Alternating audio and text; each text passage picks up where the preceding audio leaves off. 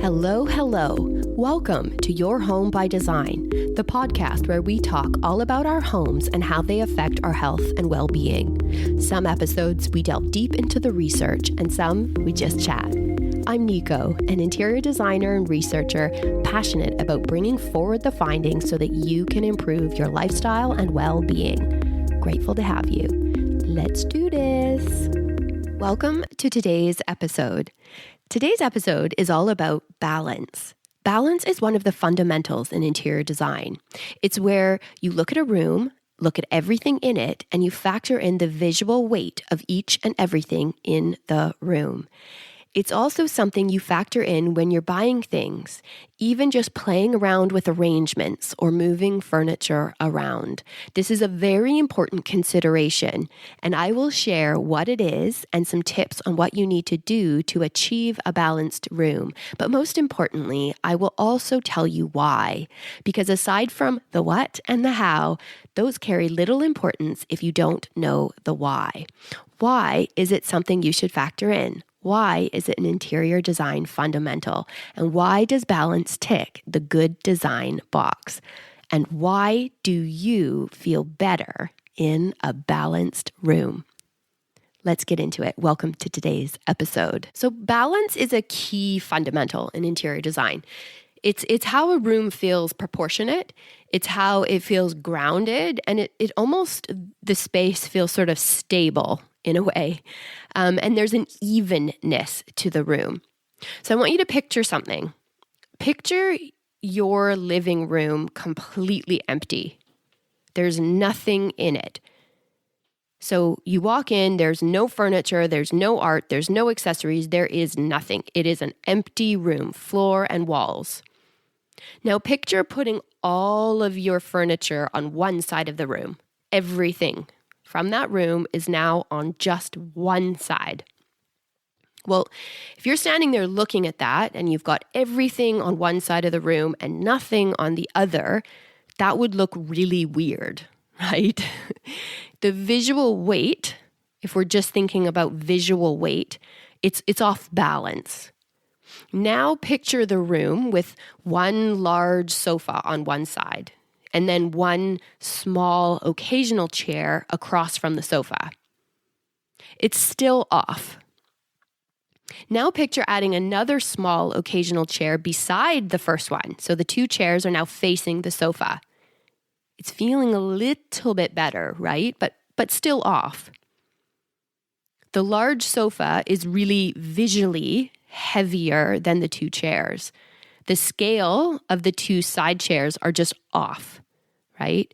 Now imagine adding, let's say, a little table in between the chairs with a lamp on that table. It's getting better, right? Now add some art on the wall behind those chairs. It's tipping the balance a little bit. Maybe now the sofa is feeling a little less weighty. It's better. It's getting better. So this is how we play with balance.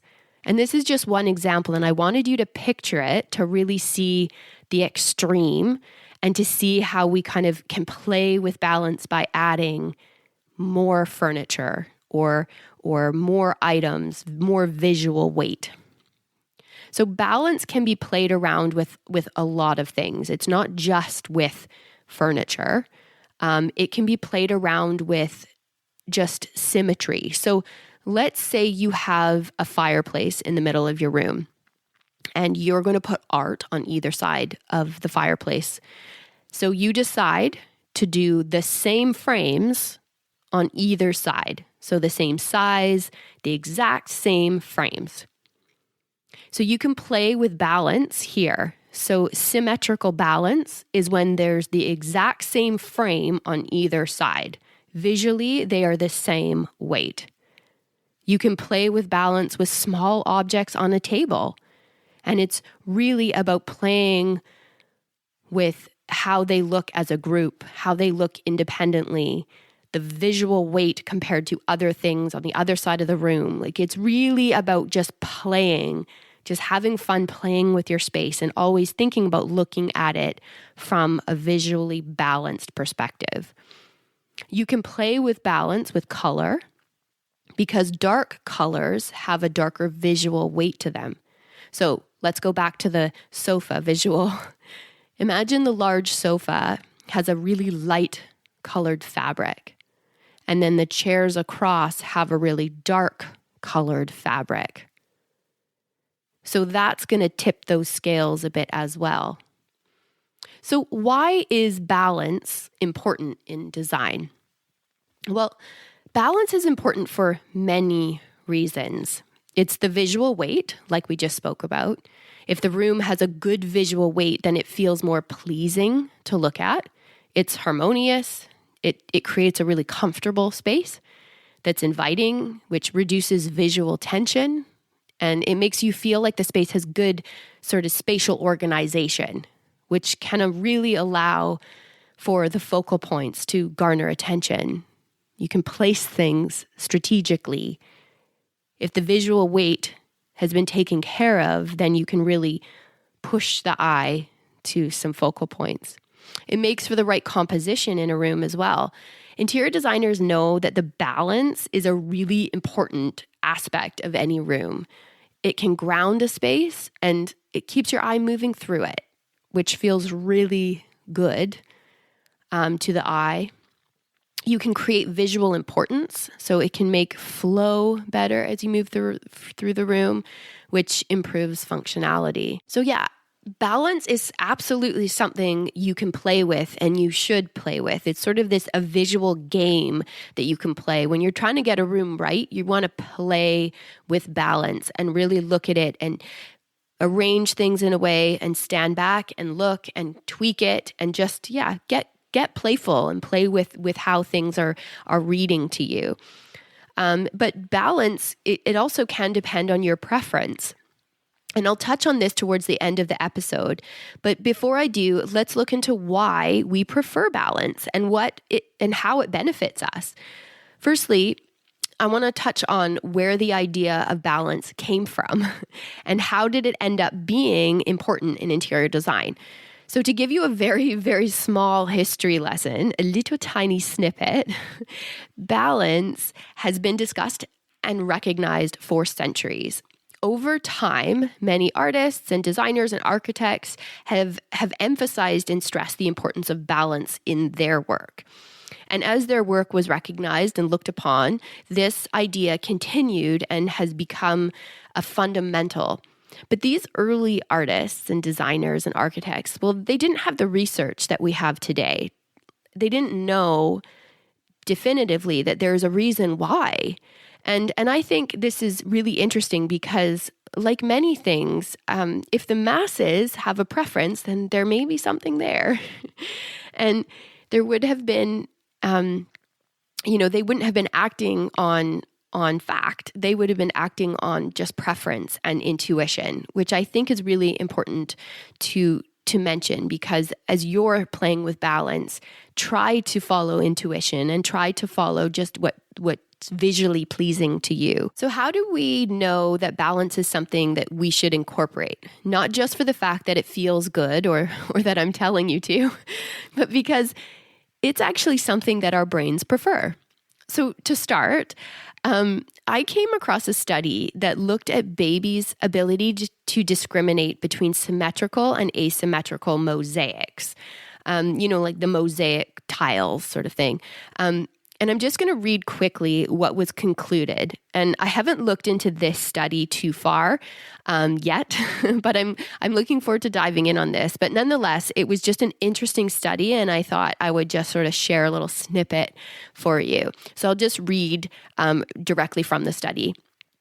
The study found that the infants discriminated between structurally symmetrical and asymmetrical mosaics, and that the length of sequences, so 3 or 5 tiles, or the level of symmetry did not significantly modulate their behavior. These results suggest that infants quickly detect structural symmetry in complex visual patterns.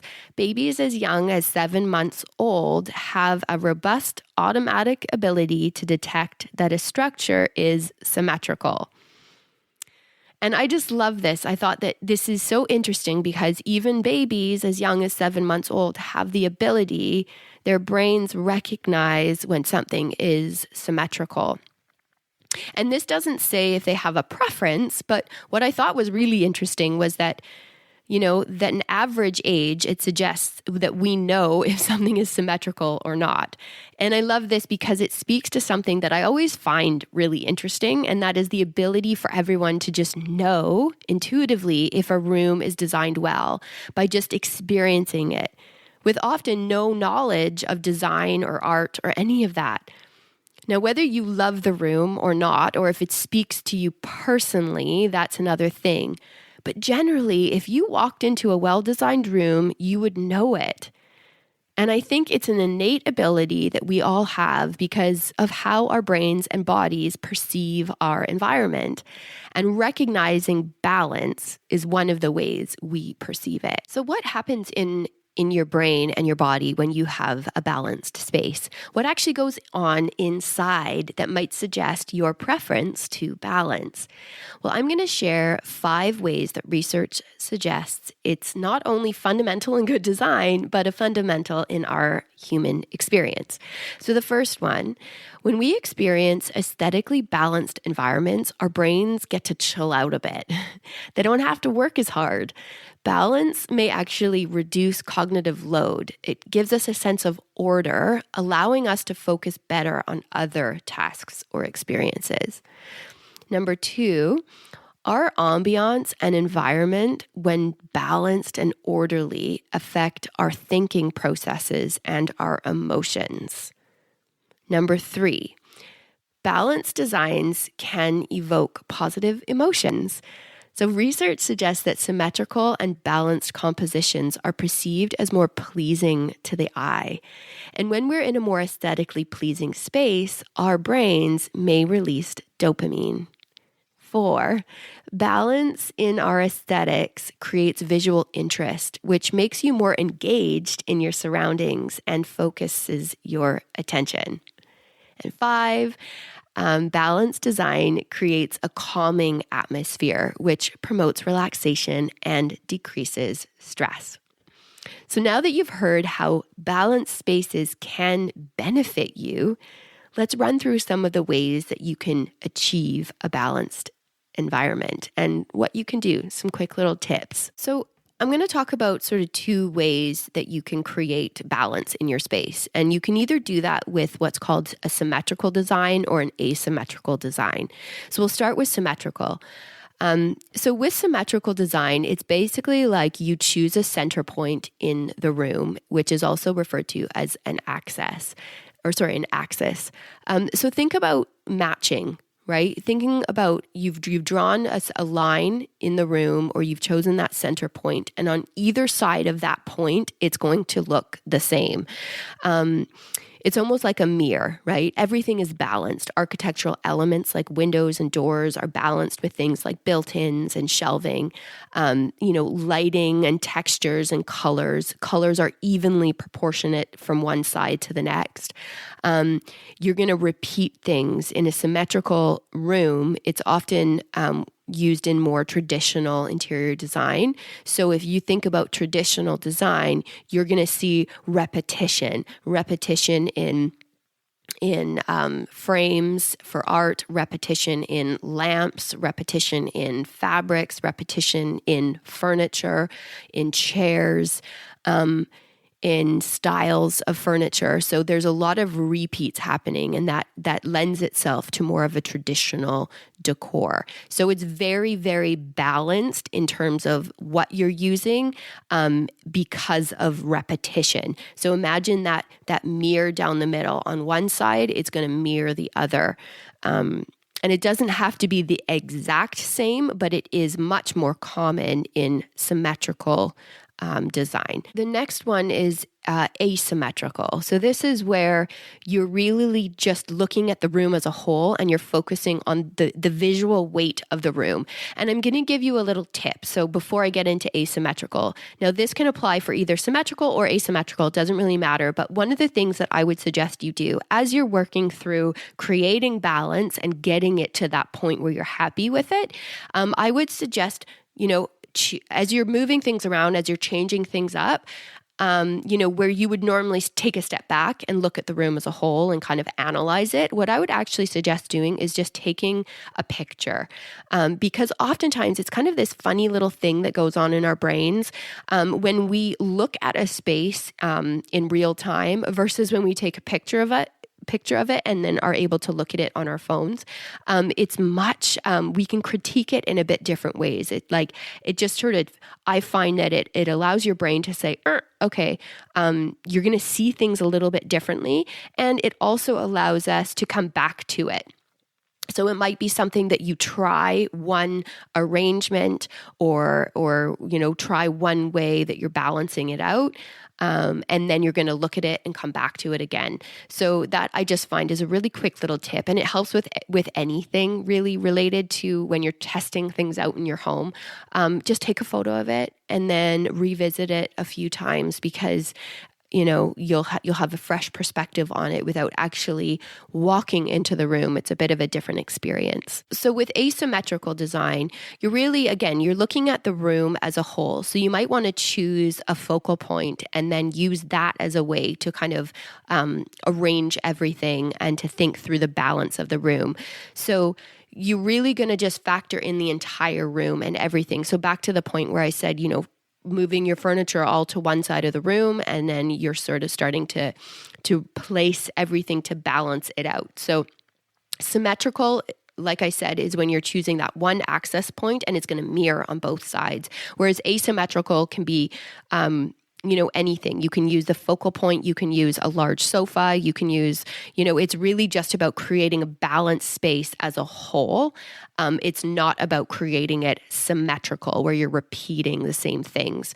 So like I said at the beginning, you're going to look at things like color. Color carries a lot of weight. So darker colors are going to have more visual weight than lighter colors.